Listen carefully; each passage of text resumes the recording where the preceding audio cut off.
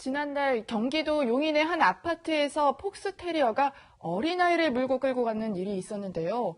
이 문제는 이 개가 전에도 보시면 지금 어린아이가 지금 영상 속에서 보이면 지금 개에게 잠깐 이제 위협을 당하고 엄마가 이제 품에 안죠. 이 상태에서 지금 이제 아이가 다친 걸로 알려졌고 이 개의 주인이 이 개에게는 이제 문제가 없다, 안락사를 시킬 수 없다 이런 얘기가 돼서 또 뜨거운 논란이 펼쳐지고 있습니다. 예, 최영희 평론가님 보실 때는 이런 이제 개물림 사고 이전에도 좀 왕왕 있었잖아요. 아니 머리 떠올려 보시면은 유명 연예인이 키우던 프렌치 불독이 맞습니다. 이웃 주민을 물었는데 며칠 후에 사망한 일이 2년 전 있었죠. 일이었죠. 예, 2년 전입니다. 아주 시끄러운 일이 있었고 올해 들어와서도 노인 요양원에서 도사견이 아침에 산책하는 그 요양원에 있는 노인을 공격해서 사망에 이르간 일도 있었어요. 개물림 사고는 계속 일어나서 이때마다 맹견들에 대한 좀 이 규제를 더 강화해야 한다. 또 이 개를 반려견을 키우는 분들에 대한 책임을 더 강화하자 이런 얘기를 많이 했는데 이 사고도 마찬가지입니다. 사망이 생명의 지장은 없지만 이 아이가 한동안 가져가야 할 트라우마는 보통 문제는 아니에요. 허벅지를 물렸거든요. 흉터가 남을 정도의 상처라고 합니다. 이 70대 여성이 키우는 폭스테리어가 이 아파트 지하 1층에서 아까 영상에서 보신 그대로 33개월 된 3살 이 여아를 문 겁니다. 문제는 그런 것 같아요. 이번이 처음이라고 하면 그럴 수도 있겠다라는 생각이 있지만 과거에도 어린아이를 물었던 개라고 하더라고요. 저는 처음에도 그럴 수 없겠다고 생각합니다. 관리를 항상 해야 되는데 그래야죠. 올 1월에 12살 초등학생 남자아이의 주요 부위를 급소를 물었던 일이 있어요. 그리고 또 이 주변에서 좀 주민들이 항의를 많이 했던 모양이에요. 그 입마개라도 해야 되는 거 아니에요? 입마개를 했는데 원래 입마개를 해야 되는 견종은 아니에요. 그런데 지역 주민들의 항의 때문에 입마개를 했는데 개가 불쌍해서 입마개를 풀고 지하 1층은 한적해서 사람들이 없을 것 같아서 좀 부주의했다는 것을 견주가 인정하고 있어요. 하지만 역시 이것도 부주의에 의한 개물림 사고다라고밖에 볼 수 없습니다. 사건이 근데 앵커님 말씀에 되게 포인트가 있다고 생각하는 게 첫 번이냐 몇 번이냐가 중요하지 않다라는 최영희 평론가님 말씀도 많지만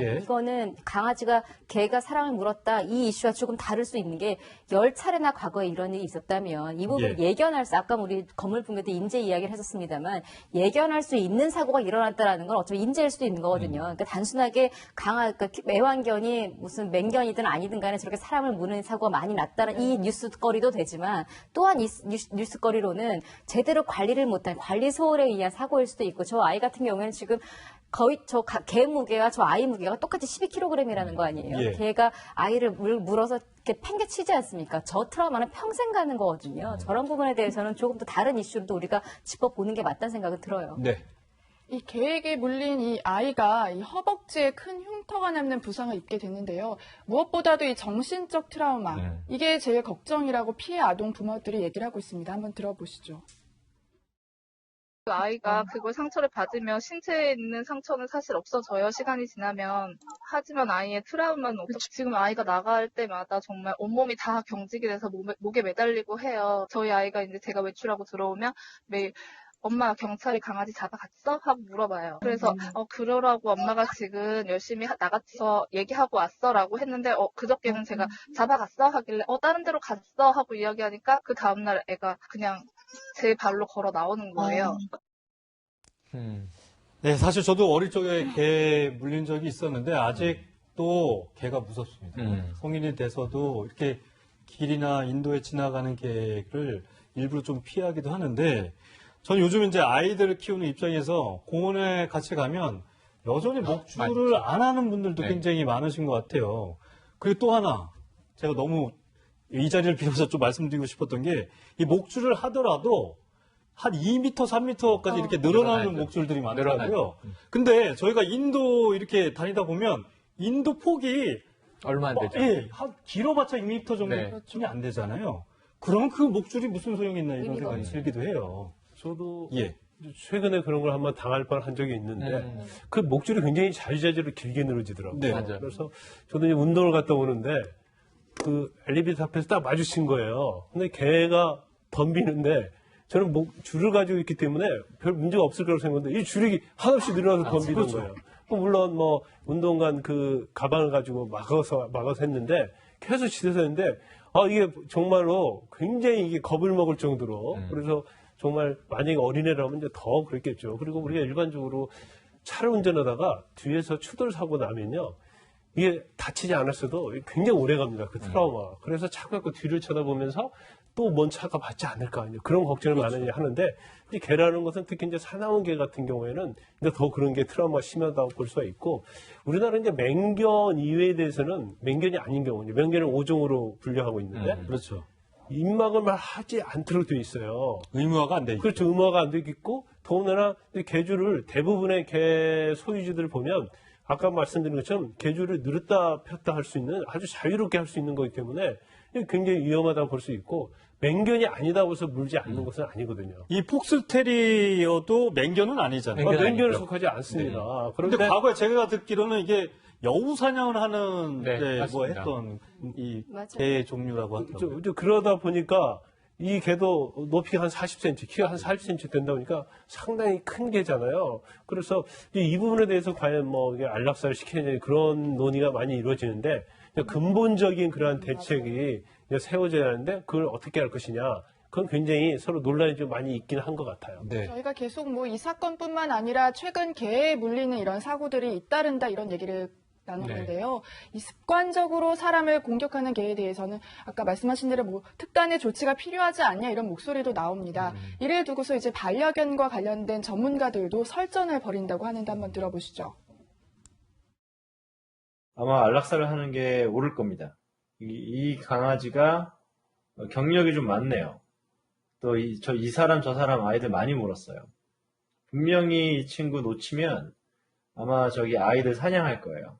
네, 조금 더 신중해야 된다라고 생각. 어딘가 아프거나 호르몬성 질환이 있다거나 아니면 사람과 같이 정신질환이 있을 때도 그런 공격성을 보일 수 있기 때문에 아직 해보지 못한 약물적 처치나 이런 거에 대한 고려도 한번 해볼 필요가 있다. 네. 강영욱 씨 굉장히 이제 매스컴을 사용해서 유명한 분이신데 강영욱 훈련사를 안락사 주장이 한동안 좀 이 인터넷을 뜨겁게 달궜습니다. 최영일 평론가님. 이게 왜 그랬냐면 강형욱 씨가 뭐 견통령이라는 별명도 있습니다만 이 행동 훈련사예요. 개에 대해서 굉장히 전문가죠. 근데 이분의 이 평소의 지론을 보면 나쁜 개는 없다. 나쁜 맞아요. 사람, 나쁜 개의 주인이 있을 뿐이다. 이렇게 이야기해 왔거든요. 네. 그런데 안락사의 주장은 굉장히 강하게 들렸죠. 그래서 논란이 일기도 했지만 잘 들어보면 저는 이 여러 사람, 이 사람 저 사람을 물었다면 견주가 바뀌더라도 어떤 교정 행동을 훈련을 받더라도 나아지지 않을 수 있다. 그렇다면 안락사밖에 방법이 없지 않겠느냐. 요거 하나고 두 번째는 아까 아이 엄마 목소리 들으셨죠. 개에 물려서 트라우마를 느낀 그 사람의 입장에서 생각을 해보면 그 개가 제거돼야만 안심을 할 수 있다는 또 두 번째 문제가 있어요. 그러한 복합적인 이유를 가지고 안락사 주장했는데 설채연 의사분은 이제 수의사세요. 네. 이분은 약물로 치료가 또 가능하다는 입장이라서 이 두 사람의 논쟁과 더불어서 지금 네티즌들 또 반려동물 키우는 분들도 논쟁이 많습니다. 네, 최영일 평론가께서의 개인적인 생각은 뭐가 맞는 부분이에요? 저는 저기의 경우에는 강영욱 선생님의 말씀을 좀 필요하다고 지지하고 따라서? 싶습니다. 그럼요. 그런데 그런 것 같아요. 우리가 이제 생명을 경시하면 안 되겠죠. 그런데 저 개 같은 경우에는 사실 이전에 뭐 한 10번 정도 경력이 있어요. 사람을 해친 경력이 있고, 물론 일부에서는 정신적인 호르몬의 문제가 있기 때문에 약으로 치료할 수 있다고 얘기를 하죠. 근데 약으로 치료하는 것은 치료할 수 있다예요. 이게 치료가 될지 안 될지 모르고 그 과정에서 또 다른 사고가 발생했을 때는 어떻게 하냐는 거죠. 그렇기 때문에 이거 자체를 무조건 정신적인 문제니까 이렇게 해야 한다는 게 아니고 그러한 경력이 있고 공격성이 있다고 한다면 그건 제가 볼 때는 안락사를 신중하게 검토를 해봐야 한다고 봅니다. 이 논란 자체가 장영 교수님 반려견을 직접 키우고 계시죠? 저는 키워요. 그러니까 키우는 사람 입장에서 어쩌면은 강영욱 씨 편을 들면 또 다른 논란이 될 수도 있겠습니다만 저는 강영욱 씨와 이 지금 설채연 의사와의 이 논쟁이 모르시는 분들이 보면 누구는 죽여야 된다, 누구는 살려야 된다 이런 어떤 극단적인 걸로 갈 수 있는데 강영욱 씨 얘기도 그런 건 아니에요. 지금 폭스테리어가 다 공격성이 있는 것도 아니고 다 이렇게 해로운 건 아니지만 말씀하신 대로 견주가 어떻게 하느냐에 따라서 굉장히 공격적인 성향을 보일 수 있는 개고 이미 여러 가지 이런 전과가 있다라면 이 부분에 대해서 어떻게 대처할 건데 개를 가족으로 보느냐로 보면 치료를 하는 게 맞죠. 어떻게 생명을 갑자기 없애니까 그렇죠?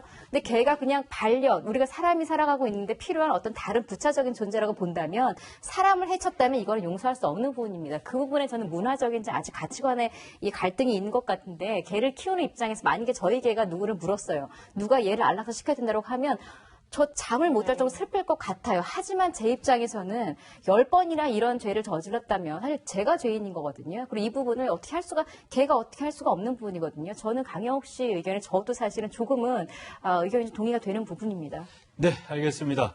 사실 지금 뭐 이런 사고가 잇따르고 있지만 견주에 대한 책임이 있는데 이 반려견을 어떻게 해야 되는 이런 조치는 현재까지 국내에 없거든요. 맞아요. 이런 부분도 좀 고민을 해봐야 될 것 같습니다.